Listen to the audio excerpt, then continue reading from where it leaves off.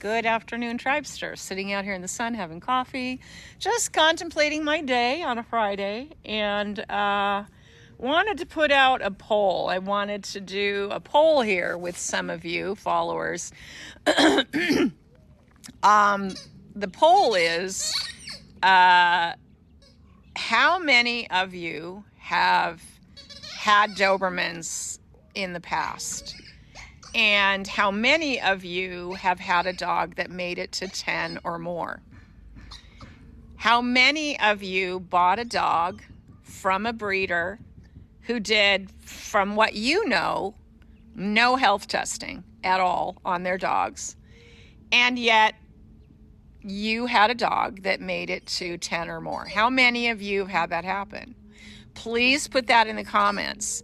The question, the answer should be based on, yes, I have had a dog from a hobby breeder, or some people would call that a backyard breeder today.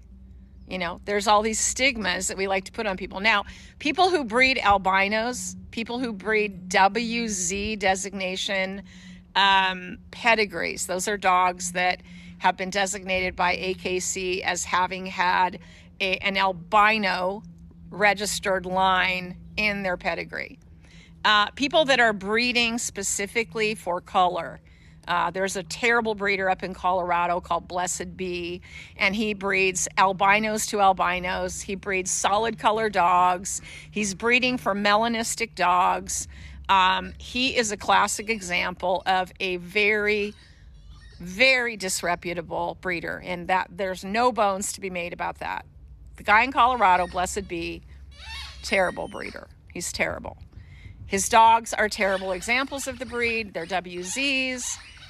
Those are examples of a bad breeder.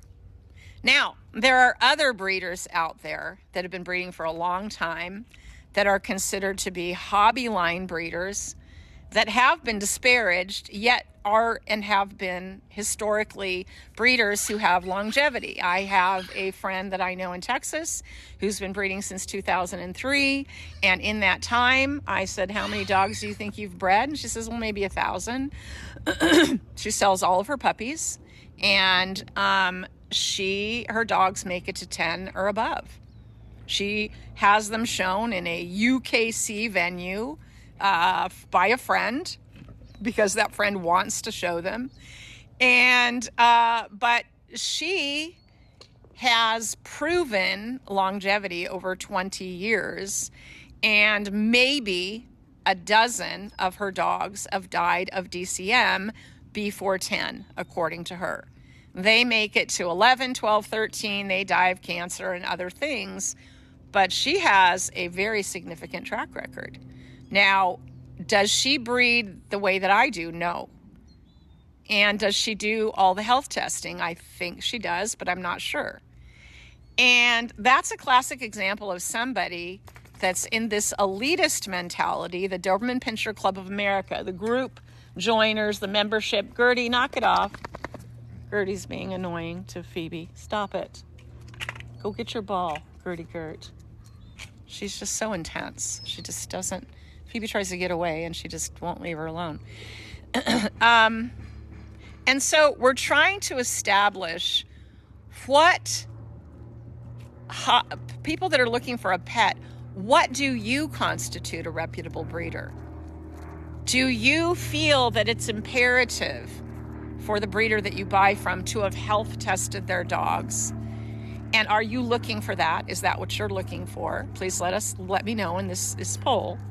And how many of you have had a breeder in the past who advised you that you needed to start health testing your dog every year at about 3 years of age? How many of you have previously been advised by your breeder that this breed has issues, and told what's in your pedigree, and let you have all that information in advance before buying your puppy? I'm asking these questions to establish kind of a sense of what the average person who's shopping for a dog considers the benchmarks to be met, before they would pull the trigger on that dog. I recently got scolded by somebody for not registering, for not submitting my health testing data to OFA. Now, I have just done a video about that I do not want to spend the $700 extra to register the end result of my health testing. I do not want to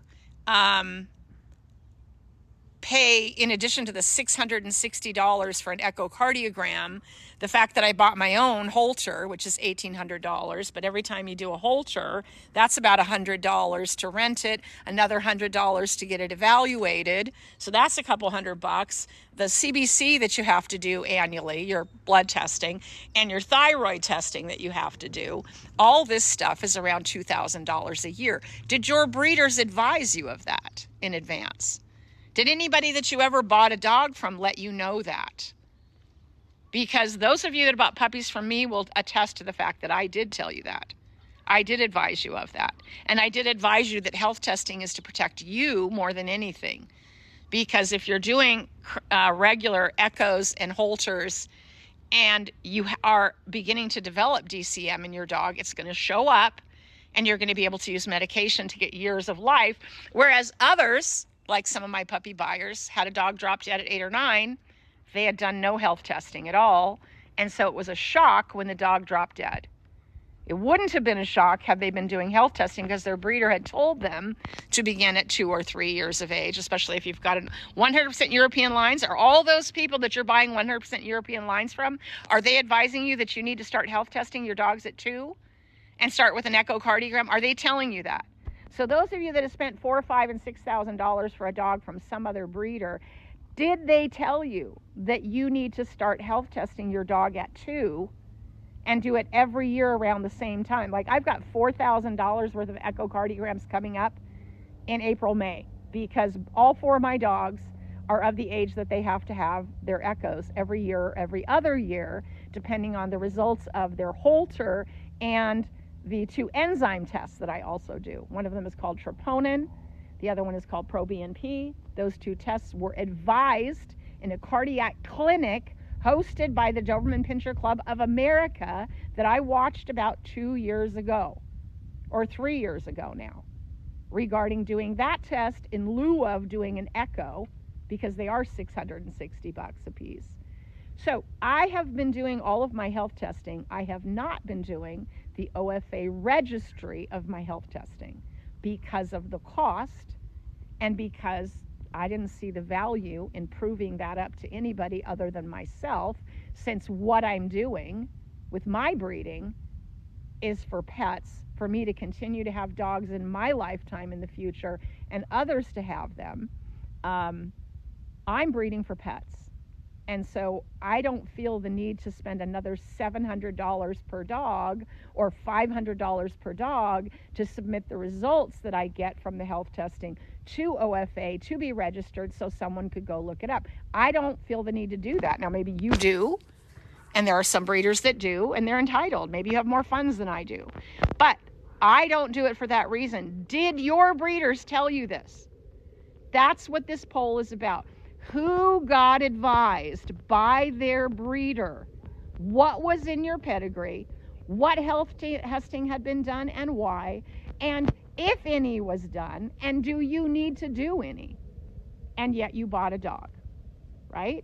So this poll is for that purpose. So those of you that participate, thank you for giving your 2 cents. Thank you for giving your opinions about my methodology. You're entitled to your opinions. If you think it's dumb, you think it's stupid, why wouldn't you do that? Well, you're entitled to that opinion. I just am, maybe I'm just more frugal than you and always have been. So I think that I put my dollars where the stuff that's important to me goes. And so I need the health testing because I want to know what's going on with Dory. Dory's got to have another echo because she's 9. So she had one, and that was a year and a half ago now. So we are ready for all this health testing to be done, but there's a chunk of change that needs to go out to achieve it. So how many of you have allocated those chunks of changes? Add to the poll. I'd appreciate your comments.